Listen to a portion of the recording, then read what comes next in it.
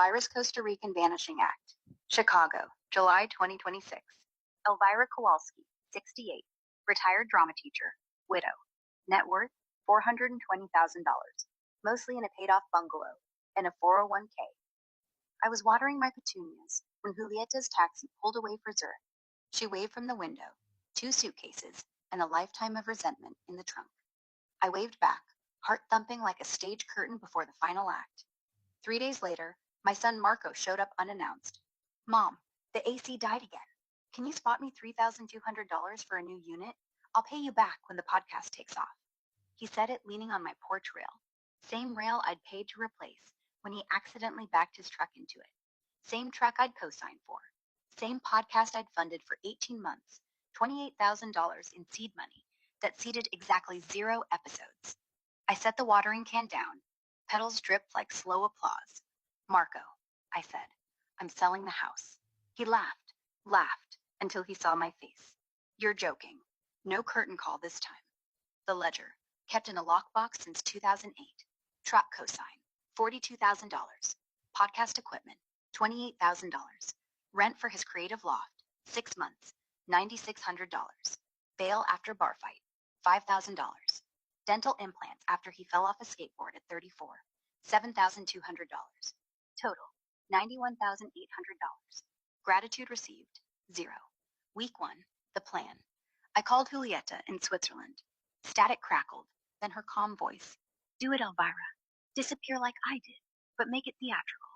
I booked a one-way to San Jose, Costa Rica, $1,100, non-refundable. I hired a realtor, cash, no questions. I met with my lawyer, Mrs. Chen, who'd handled my late husband's estate. Change the will? She asked. Burn it. New beneficiary. Costa Rican Sea Turtle Conservancy. Marco gets the 1972 Playbill collection, worth $400 on eBay. Chen grinned. Poetic. Week 2, the props. I staged my bungalow like a set.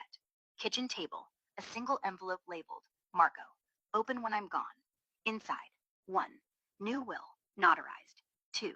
Truck title, repossessed by bank next week. I'd stop payments. 3.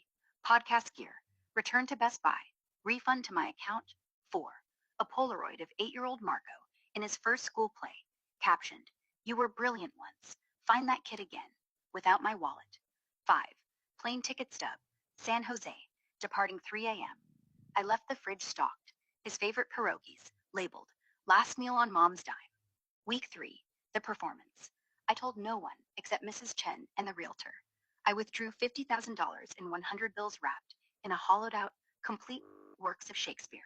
I donated my furniture to the local theater troupe. They cried. I didn't. On departure night, I wore the red scarf Julieta sent from Zurich. I left the porch light on. House looks lived in for 48 hours. The letter, delivered by Mrs. Chen exactly 52 hours after my flight. Marco, you wanted space to create. Here it is. The bungalow sells in 30 days. Proceeds to Sea Turtles. Truck, repossessed. Podcast, gear refunded. Me, gone. P.S. The pierogies are homemade. Recipe on the counter. You're 36. Learn to cook. The mother you treated like a prop. San Jose, Costa Rica. Day 1. I landed at 7 a.m. A driver held a sign. Senora Kowalski.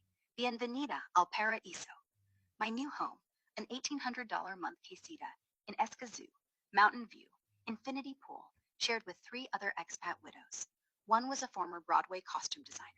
We drank rum and plotted. Chicago. The fallout Mrs. Chen reported. Marco showed up at 9 a.m., hungover, demanding keys. Found the letter. Screamed so loud the neighbors called police. Truck towed by noon. Podcast Instagram. Technical difficulties, indefinite hiatus. He tried to contest the will. Chen. He'd need to prove undue influence. Good luck. He hasn't visited in 14 months. Month 2. The encore. I started a blog. Exit stage left. How to vanish at 68.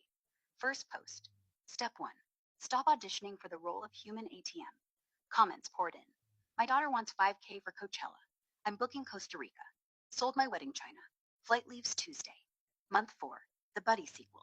Julieta flew in from Zurich. We rented a catamaran. Toasted with pina coladas. Your turn to write the book, she said. I laughed. Already outlined. Title, No Encore for Moochers. Year 1. The Legacy. Bungalow sold. $380,000. Donated. Sea Turtle Conservancy named a beach after me. Playa Elvira. Marco's podcast, rebranded as Mom, I'm Sorry. 3 episodes, 14 listeners. My Quesita, now a writer's retreat for women over 60. $200 a night. Booked solid. Present day.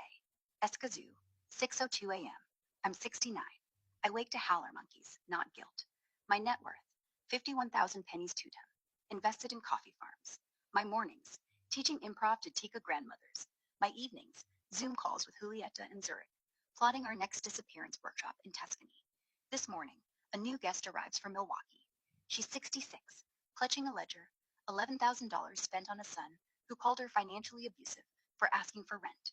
I greet her with a rum punch and a script. Welcome to the final act, I say. Your lines. I'm done funding your monologue. She laughs through tears. The curtain rises. No encore for the moochers.